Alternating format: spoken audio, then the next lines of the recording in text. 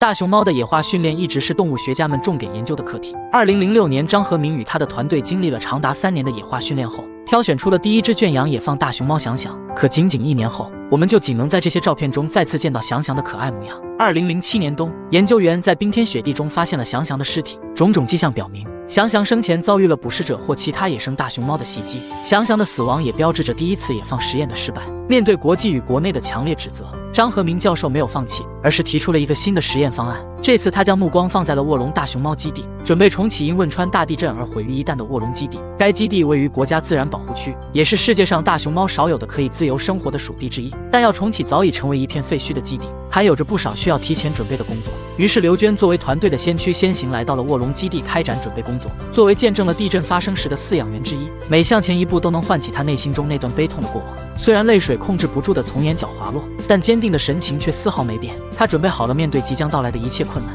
看着已经成为一片废墟的基地内部，他的内心不仅没有感到茫然，反而充满了斗志。他遇见了一个新生命的开始。因为曾经那段悲剧的影响，卧龙大熊猫基地附近早已无人居住，与世隔绝。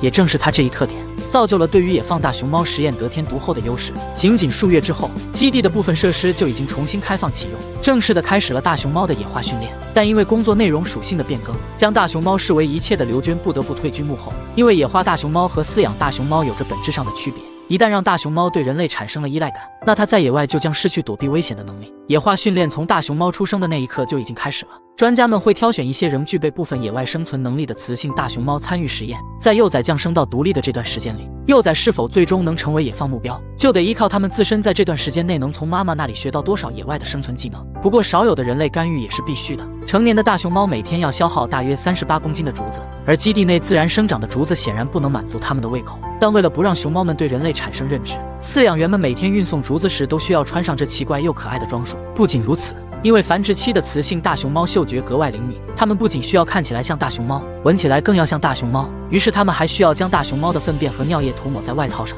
加上封闭的内部环境，每一次穿上对于人类来说都是巨大的煎熬。但它们依旧每日2次定时定量的重复着，不由得让小编在内心里对这些战斗在科研第一线的勇士们鼓掌。经过长达2年的艰苦奋战，在众多候选者中，终于出现了一位适合下一阶段野放的雄性大熊猫淘淘。在21个月大时，他已经从妈妈那里学会了基本的生存技能，不仅会自己采食，还学会了爬树。在不到2岁大的年纪，已经逐渐的开始了独立生活。他可以离开妈妈的身边，独自生活长达1整天。但要继续接下来的训练，首先饲养员们得先抓住这个可爱的小家伙。他们再次穿上了这滑稽又可爱的装束，朝着淘淘的所在地走去。但要在野外环境抓住这个调皮的小家伙，可绝非易事。最后，在2位饲养员长达数小时的围攻下，小家伙被逼入了死角。起初，小家伙还想反抗，但嗅到了妈妈的气味后，小家伙安静了下来，乖乖地由着饲养员将它抱起，放入封闭的竹筐中。在离上一栖息地1小时路程的地方，有着几乎完美复刻了大熊猫野外生存环境的一个区域。因为山坡过于陡峭，不适合用作耕地，所以被完好的保留了下来。淘淘在最终回到野外之前，将会在这约24公顷的土地上生活。